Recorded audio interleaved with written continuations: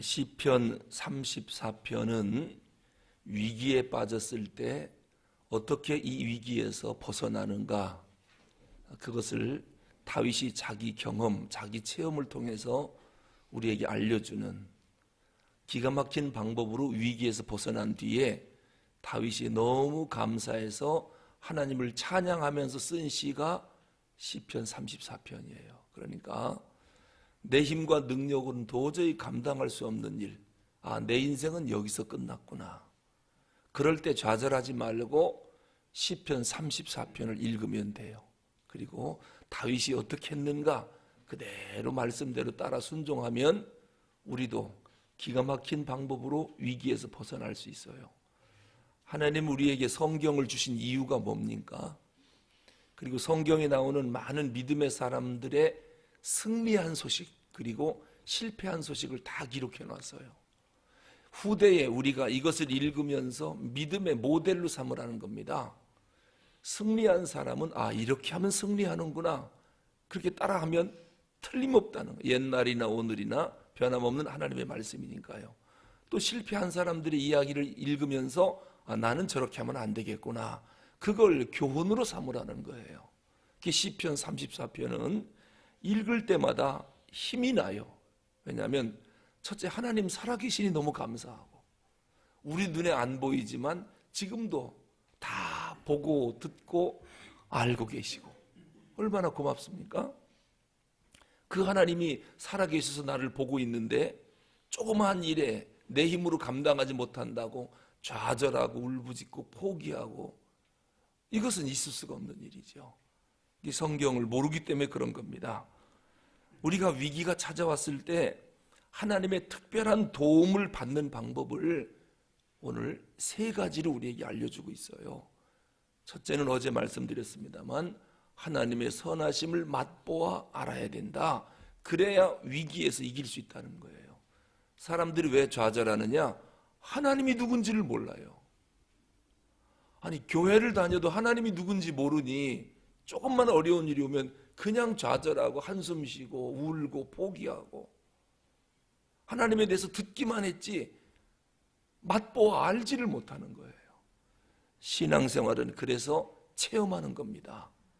기독교는 체험의 종교예요. 말씀의 종교인 동시에 체험의 종교입니다. 우선 하나님의 선하심을 맛보아 알려면 어떻게 해야 되느냐?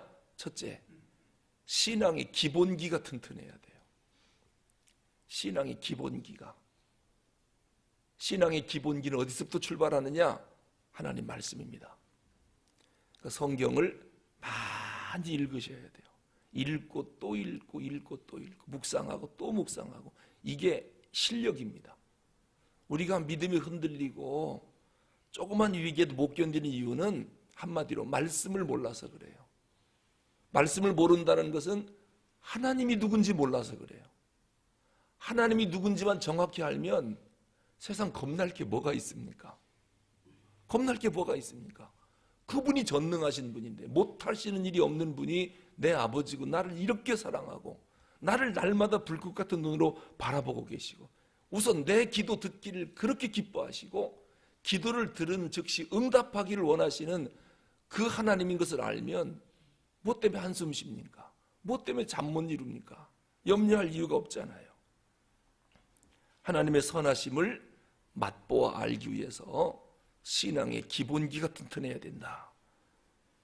기초부터, 아주 밑바닥부터 하나님 말씀으로 단단히 무장해야 돼요. 우리가 누군가를 알아보려면, 그 사람을 알려면 그 사람이 하는 말을 들어보면 알아요. 그래서 앉아서 몇 마디 들어보면 그 사람의 깊이와 넓이와 생각과 사상, 이런 것들을 금방 알 수 있어요. 그분의 성향도 알 수 있어요. 왜냐? 그분의 모든 것이 말을 통해서 나오거든요. 자, 하나님이 누굽니까? 하나님 아는 방법이 뭐죠? 그분이 하시는 말씀을 들어보면 알아요.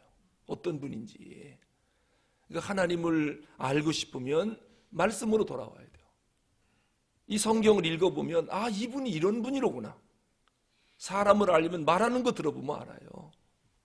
아무리 똑똑하다고 해도 딱 들어보면 그 사람의 깊이를 알 수 있어요. 그가 쓰는 단어, 그가 쓰는 하나하나 들어보면 아무리 자기가 무슨 말을 해도 그 말 들어보면 알아요. 오늘 하나님이 누군가를 알려면 하나님의 말씀을 들어보면 안다. 이 성경을 기초부터 철저히 배우셔야 됩니다. 우리가 왜 제자훈련, 여러 가지 제자훈련 책들이 많지만 우리 교회가 선택한 제자훈련은 성경 자체를 공부하는 것으로 정한 이유가 뭐냐? 우리가 사람들이 편집해 놓은 책을 갖고 공부하는 게 아니라 하나님이 말씀해 놓은 이 말씀 자체를 갖고 공부하자는 겁니다. 그래서 신앙의 가장 기본기는 출애굽기거든요. 창세기가 아닙니다. 출애굽기가 먼저예요. 그래서 도대체 출애굽기가 1장에서 40장까지 뭔 말씀인지 그것도 모르고 어떻게 우리가 신앙생활을 합니까? 성경을 모르고 어떻게 기도를 합니까? 그렇죠. 그리고 구원받은 사람들은 왜 하나님이 우리를 구원시켰습니까? 출애굽기에서는 성막으로 인도하려고, 다시 말해서 우리를 교회로 인도하려고, 여기서 매일 교통, 매일 예배를 드리자는 겁니다. 그래서 출애굽시킨 거거든요. 그래서 25장에서 40장까지가 성막에 관한 얘기예요. 교회에 관한 얘기. 그러니까 구원받은 사람, 1장에서 24장까지 구원받은 사람은 성막을 알아야 돼요. 왜? 그 속에 들어가 하나님을 만나야 되니까. 그래서 교회가 뭔가를 반드시 배워야 돼요. 그게 신약의 에베소서입니다. 에베소서를 배우면 교회가 이런 것이로구나. 교회에 대한 하나님의 기대가 뭔가를 에베소서를 공부하지 않으면 몰라요. 1장에서 6장 얼마 되지도 않는데 이거를 그냥 마스터해버리면은 교회가 뭔지 알 수 있지 않겠습니까? 예배드리는 자세가 달라지지 않겠습니까? 그러면 우리가 교회를 왜 옵니까? 교회를 뭐 때문에 와요? 예배 드리려고 오잖아요. 그러니까 교회는 하나님 앞에 예배하고 하나님 만나는 것이거든요. 그럼 예배는 어떻게 드려야 돼요? 그래서 구약의 레위기서를 배워야 되는 거예요. 5대 제사, 7대 절기, 레위기서 전체 내용이 그건데 이거를 모르면 교회 와서 예배 앉아있다 간다고 예배가 아니에요. 어떤 마음으로 어떤 자세로 어떻게 예배를 드려야 되는가 레위기서를 배우지 않고 거기 예배 지침서가 나오거든요. 그러니까 자기 생각대로 예배 드리는 거예요. 자기 감정대로. 그래서 자기가 기분 나쁘면 예배고 뭐고 다 필요 없고, 자기가 기분 상하면 은혜가 안 되고, 기분 좋으면 은혜가 되고. 그러니까 하나님께 예배가 자기 기분에 따라 좌우되는 거예요. 어떤 사람은 기분 나쁘면 교회도 안 오더라고요. 자기 기분과 교회 오는 거랑 무슨 상관이 있어요? 속상하면 교회 안 와요. 이게 레위기서를 모르기 때문에 하나님 앞에 이런 일을 하는 거예요. 예배를 잘 드리면 그 예배에서 성공한 우리가 무엇을 알아야 되느냐? 하나님 나라를 알아야 돼. 하나님 나라. 그래서 마태복음을 배워야 되는 거예요. 예배를 드린 백성들이 이제 어떻게 살아야 되느냐? 하나님 나라 윤리를 배워야 되거든요. 윤리. 하나님 나라의 규칙. 이게 마태복음입니다. 예수님이 직접 알려줬어요. 산상수훈부터. 하나님 나라 백성은 이렇게 사는 거로구나. 그걸 마태복음을 통해서 배워야 우리의 삶이 변화가 오는 거예요. 예배를 잘 드려야 변화가 오고. 그럼 하나님 나라를 배웠으면 어떻게 해야 됩니까? 이 세상을 전부 하나님 나라로 만들어야 될 사명이 우리에게 있잖아요. 그래서 여호수아서를 배워야 되는 거예요. 가나안 7족속을 몰아내고 거기에 하나님의 땅 가나안 복지를 만들어야 할 책임이 이스라엘 백성에게 있잖아요. 그래서 여호수아서를 배워야 돼요. 어떻게 정복해 나가는가? 어떻게 원수들과 싸워 나가서 이기는가?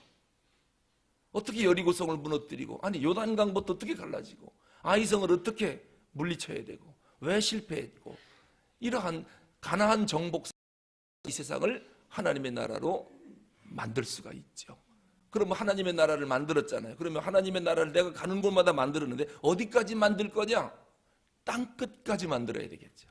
땅끝까지 하나님의 나라를 만들어야 되기 때문에 사도행전을 배워야 되는 거예요. 사도행전. 사도행전에 보면 땅끝까지 이르되 증이, 복음이 어떻게 증거되고 하나님 나라가 어떻게, 그래서 가는 곳곳마다 교회를 세워서 어떻게 하나님의 나라를 만드는지 사도행전에 나와 있어요. 사도행전을 알아야 하나님 나라가 이렇게 되는 거로구나. 그리고 하나 더 한다면 결국 복음 전하다 우리의 궁극적인 목적지가 어디죠? 천국입니다. 하나님 나라를 가야 되잖아요. 천당을 알아야 되잖아요. 사람들이 왜 이 땅에 살면서 불행하냐? 장차 들어갈 하나님 나라를 모르기 때문에 그런 거예요. 천국이 눈에 안 보이니까. 그래서 천국을 배우기 위해서 요한계시록을 공부해야 되는 거예요. 그러면 성경 66권이 한눈에 쫙 보여요. 우리가 66권을 다 공부할 수는 없잖아요. 벌써 그러기엔 나이가 너무 많아요. 우리가 1년에 한 권씩 끝낸다 해도 66년 걸려요. 66년. 1년에 한 권씩 끝낸다 해도 66년 걸려 다 배울 수는 없잖아요. 그래서 성경을 딱 정해놓은 거예요. 그리고 요거 끝나면 그 이외에 창세기도 할 거고, 뭐 느헤미야도 할 거고, 소선지도 할 거고, 대선지도 할 거고, 또 바울 서신서도 공부할 거고, 이런 것들은 특세를 통해서 하나씩 끝내고, 이번에도 특별 새벽기도 기간에 지난번에는 요나서를 했고, 이번에는 뭐를 했죠? 느헤미야를 했고요. 이렇게 특별 새벽기도를 통해서 한 권 한 권 끝내가고, 그리고 주일 설교를 통해서 하나님 말씀을 계속 공급받고. 왜 이런 일을 해야 되느냐? 하나님의 선하심을 맛보아 알아야 되니까요. 하나님을 알려면 성경의 기본으로 돌아가야 되거든요. 우리의 신앙이 성숙해지지 못하는 이유는 다른 거 아니에요. 말씀 몰라서 그래요. 말씀을 체계적으로 딱 배워서 신학적인 그러한 실력이 딱 있으면 정말 예수 믿는 것이 행복하지요. 능력이 나타나지요.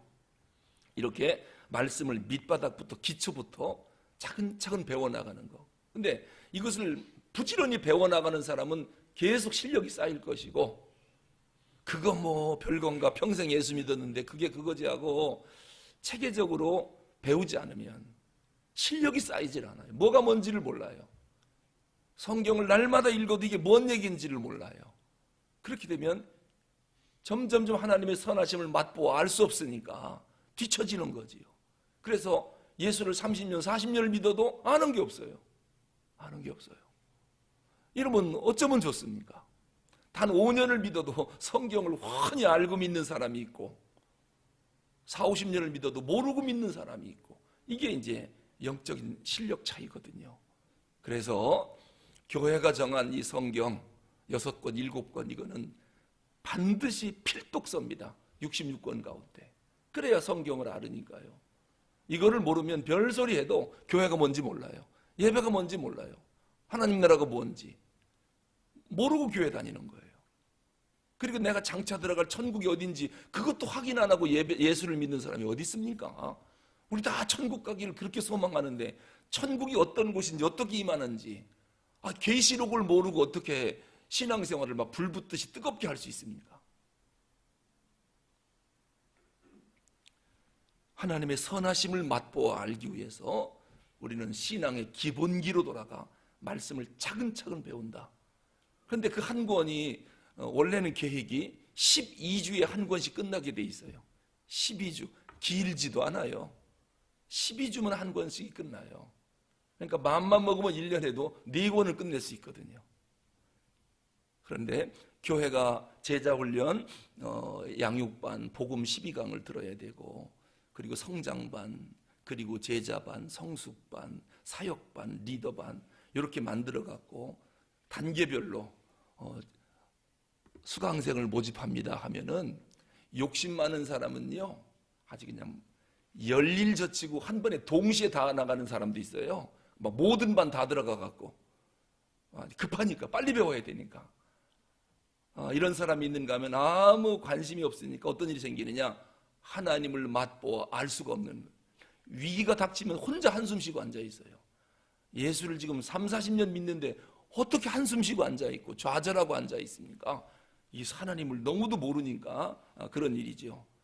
여러분, 아버지가 예를 들어서 우리나라 최고의 갑부라면 그 아들이 주머니에 돈 없다고 한숨 쉬고 앉아 있을 리가 없습니다. 왜요? 아버지가 우리나라 최고의 갑부인데, 내가 상속자인데, 아니 주머니에 용돈 떨어졌다고 한숨 쉬고 앉아서 중내사내하고 앉아 있으면 이 아버지를 아는 사람이에요, 모르는 사람이에요? 모르니까 그러는 거지요.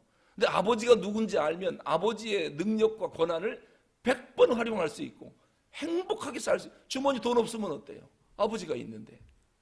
근데 우리가 하나님의 풍요로움을 전혀 누리지 못하는 것은 선하심을 맛보아 알지 못했기 때문이다 라고 하는 것입니다. 그래서 이런저런 제자훈련 책을 갖고 계속 성도들을 가르치다가 최종 결론은 사람이 만든 책 갖고는 안 된다는 거예요. 성경 자체로 들어가자. 그래서 지금 제자훈련 받는 사람들이 76명 맞죠? 76명이 지금 현재 받고 있어요. 그러니까 76명은 지금 앞서서 가고 있는 겁니다. 그러니까 뒤지지 말고 이제 지금은 시작했으니까 다음 텀에 이제 또 모집한다라고 할 때는 아주 열일젖히고 해요. 일주일에 1시간 내는 거니까 그거 할 수 있겠지요. 뭐 날마다 하는 것도 아니고 그것도 12주면 또 끝나니까 뭐 1년 내내 하는 것도 아니고요. 하여튼 하나님 말씀을 배워야 위기에서 벗어날 수 있으니까요. 그리고 두 번째는 뭐라고 말씀하느냐? 이제 말씀을 배웠으면 실천을 해보래요. 체험을 해보래요. 하나님의 말씀이 있는데도 내 생각, 내 방법대로 하지 말래요. 한번 말씀대로 끝까지 나가보라는 거예요. 그래야 하나님의 선하심을 맛보아 알 수 있고 그리고 하나님이 누군지를 체험할 수가 있어요. 사람들은 하나님 도와줄 줄을 믿습니다. 기도해놓고 나서 못 기다리는 거예요. 하나님이 할 때까지 못 기다리고 자기가 해버려요. 자기 생각대로. 그래서 일이 안 되는 거예요. 믿음은 인내거든요. 기다림이거든요. 그저 하나님께 기도했으면은 그저 하나님이 하실 수 있도록 기회를 드리는 겁니다. 그럴 때 우리는 하나님의 말씀을 체험할 수 있고 경험할 수가 있는 것이죠. 이렇게 하나님을 끝까지 의지하는 사람에게는 어떤 일이 있다라고 말합니다. 10절 읽어보겠습니다. 10절 시작. 젊은 사자는 궁핍하여 줄일지라도 여호와를 찾는 자는 모든 좋은 것에 부족함이 없으리로다. 젊은 사자가 굶는 거 봤습니까? 아니 아주 야생의 제왕이기 때문에 보는 게 다 자기 먹인데 젊은 사자가 힘 있는 사자가 굶을 수가 없습니다. 그런데도 설령 젊은 사자가 굶주릴지라도 여호와를 경외하고 의지하는 사람은 부족함이 없다. 이 말은 뭡니까? 하나님이 반드시 책임진다는 거예요. 이 말씀을 믿습니까? 그렇다면 우리는 염려하지 말아야 되겠죠. 하나님께서 악한 사람의 입에 있는 것까지도 뺏어다가 우리에게 먹여다 주겠다는 거예요. 이 젊은 사자가 다른 하이에나나 이런 것들이 먹이를 잡아놓고 나면요, 젊은 사자가 뛰어오면 자기가 먹으려고 잡아놨던 거 놓고 다 도망가 버려요. 그만큼 사자가 무섭잖아. 힘이 있고. 마찬가지입니다. 그런데 그 사자가 굶을지라도 여호와를 경외하는 자, 하나님 의지하는 자는 부족함이 없다. 이렇게 선언을 해주시는데 하나님이 악한 자가 먹으려고 밥상 차려놓은 거 뺏어갖고 우리 먹게 해주겠다는 거예요. 그런 하나님인 것을 믿으라는 것이죠. 한번 경험해보라는 거예요. 체험 좀 해보라는 거예요. 그 다음에 세 번째는 우리가 하나님을 경험하고 그런 위기에서 벗어나는 방법은요, 거짓을 버리고 진실해야 된답니다. 자, 우리 12절에서 14절 읽어보죠. 이건 상당히 중요한 일입니다. 이게 당장 오늘부터 조심해야 될 일이에요. 12절부터 14절 시작. 생명을 사모하고 연수를 사랑하여 복받기를 원하는 사람이 누구냐? 내 혀를 악에서 금하며 내 입술을 거짓말에서 금할지어다. 악을 버리고 선을 행하며 화평을 찾아 따를지어다. 아멘. 생명을 사모하고, 즉 오래 살고 싶은 사람, 연수를 사랑하며 나이 먹는 것을 좋아할 사람, 그리고 그러면서 복받기 원하는 사람이 누구냐? 오래오래 장수하면서 복 많이 받고 살고 싶은 사람이 누구냐? 우리 다지요. 그죠? 다지요. 그런 사람은 어떻게 해야 된다고요? 13절에 혀에서 악을 금하라. 입술에서 거짓말을 금하라. 진실해야 된대요. 우리가 빈말이라도 농담이라도 거짓말하면 안 돼요. 혀를 함부로 굴리면 안 된대요. 하나님 말씀에 순종해서 사는 거, 그저 하나님 말씀대로 순종하는 거, 함부로 혀를 굴리지 않는, 함부로 말하는 거, 이것은 하나님이 원치 않습니다. 그런 사람은 하나님이 반드시 위기에서 건져주시겠다고 약속을 하는 것입니다. 오늘도 새벽에 하나님 앞에 꼭 기억하십시오. 하나님, 내 입술에 파수꾼을 세워주셔서 언어에 진실과 절제가 있게 하옵소서. 빈말이라도 거짓말하지 않게 해주시고, 농담이라도 나쁜 말하지 않게 해주시고. 왜요? 평강 가운데 장수의 복을 누리며 살 사람 누가 그걸 원하느냐? 그렇다면 혀를 조심해라, 진실해라. 하나님이 듣고 계시기 때문에 그렇습니다. 기도하겠습니다. 하나님 아버지, 오늘 시편 34편을 통해서 위기 가운데 어떻게 우리가 건짐을 받을까? 하나님은 살아계시기 때문에 그 하나님을 의지하면 되는데, 우선 하나님의 선하심을 맛보기 위해서 하나님의 말씀으로 들어가게 하옵소서. 하나님이 누군지 알려면 말씀을 배워야 되는데 이 일에 우리가 최선을 다하게 하여 주시옵소서. 새벽마다 하나님 말씀 배우니 감사를 드립니다. 주님이 약속하시기를, 그렇다면 젊은 사자는 궁핍하여 굶주릴지라도 이렇게 하나님을 경외하는 너에게 부족함이 없게 해주겠다. 하나님, 이 약속을 믿습니다. 우리는 생명을 사모하고 연수를 사랑합니다. 오래오래 장수의 복을 누리기를 원합니다. 그런 사람은 혀를 조심해라. 입술에서 거짓말하지 마라. 혀에서 악을 제거해라. 진실한 사람이 되라고 주님 말씀했습니다. 그러면 반드시 복을 주시겠다고 약속하신 이 말씀을 마음판에 깊이 새기게 하여 주시옵소서. 예수 그리스도 이름으로 기도하옵나이다.